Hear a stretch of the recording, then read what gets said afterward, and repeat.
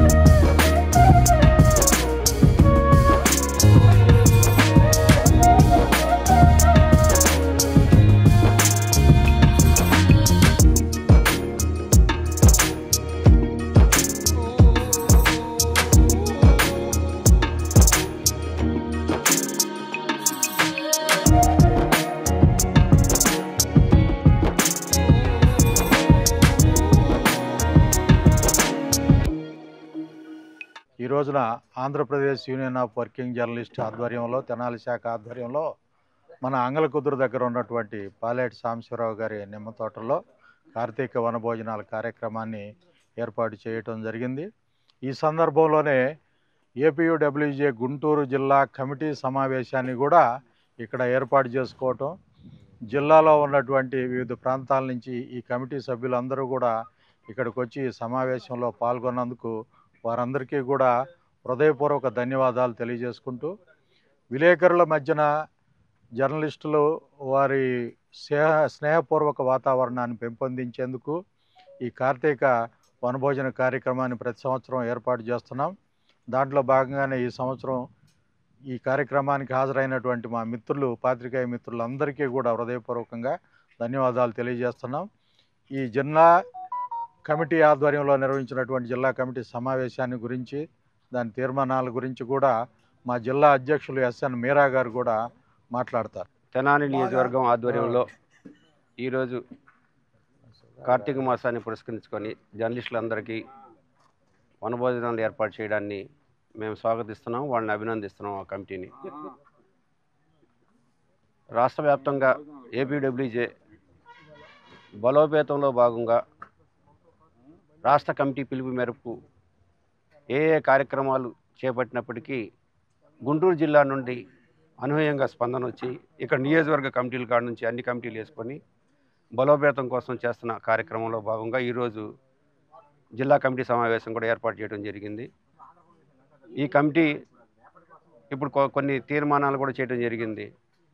2026 ఫిబ్రవరిలో IGU plenary సమావేశం విజయవాడలో జరుగుతున్న క్రమంలో భాగంగా ఆ ప్లీనరీకి కావలసిన సహాయ సహకారాలు జిల్లా కమిటీ అందిస్తామని తీర్మానం చేయడం జరిగింది. అలాగే మార్చి నుండి అన్ని నియోజకవర్గాల్లో సభ్యత్వ నమోదు కార్యక్రమం చేపట్టడం, అలాగే నియోజకవర్గాల్లో అందరి ఏకాభిప్రాయంతో పదవులు కూడా ఇవ్వాలని ఒక తీర్మానం చేయడం జరిగింది. రాబో రోజుల్లో యూనియన్ బలోపేతం కోసం అనేకమైన కార్యక్రమాలు చేపట్టాలని ఈ జిల్లా కమిటీలో తీర్మానం చేయడం జరిగింది. కనుక ఇప్పటి వరకు జిల్లా కమిటీలో యాక్టివ్గా పనిచేస్తున్న వారికి భవిష్యత్తులో మరిన్ని ఉన్నత పదవులు ఇచ్చే విధంగా ఇన్యాక్టివ్ పర్సన్ని వారిని ప్రోత్సహించకుండా నియోజకవర్గ స్థాయిలోనే వారిని అడ్డుకట్ట వేస్తూ నియోజకవర్గాల్లో ఎవరైతే చురుకైన పాత్ర వహిస్తున్నారో వాళ్ళని జిల్లా కమిటీలో తీసుకోవటం, జిల్లా కమిటీలో చురుకైన పాత్రలు తీసుకున్న వాళ్ళని రాష్ట్ర కమిటీలో తీసుకోవటం, రాష్ట్ర కమిటీలో చురుకైన పాత్ర తీసుకున్న వాళ్ళకి జాతీయ స్థాయిలో ఇలా పదవులు ఇచ్చుకుంటూ పోవాలని ఒక నిర్ణయాన్ని కూడా ఈరోజు తీసుకోవడం జరిగింది. రానున్న రోజుల్లో ఈ యూనియన్ బలోపేతం కోసం మీరు మా సభ్యులంతా కృషి చేస్తున్నారు కనుక వాళ్ళ కృషి చేస్తున్న ప్రతి సభ్యుడు కూడా మాకు ఈ సందర్భంగా వాళ్ళందరికీ ప్రత్యేక ధన్యవాదాలు తెలియజేసుకుంటున్నాం. ఈ కార్యక్రమం ఏర్పాటు చేసిన తెలంగాణ టీవీని అభినందిస్తున్నాం.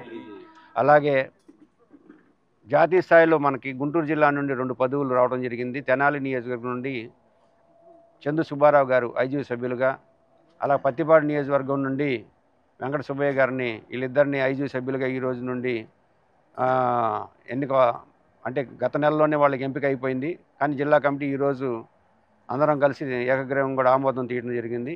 వీళ్ళు ఆ పదవుల్లో ఇక నుండి కొనసాగుతారు కనుక ఆ పదవుల్లో ఉండి ఆ యూనియన్ బలోపేతం కోసం కృషి చేయాలని వారిని కూడా మేము కోరడం జరిగింది.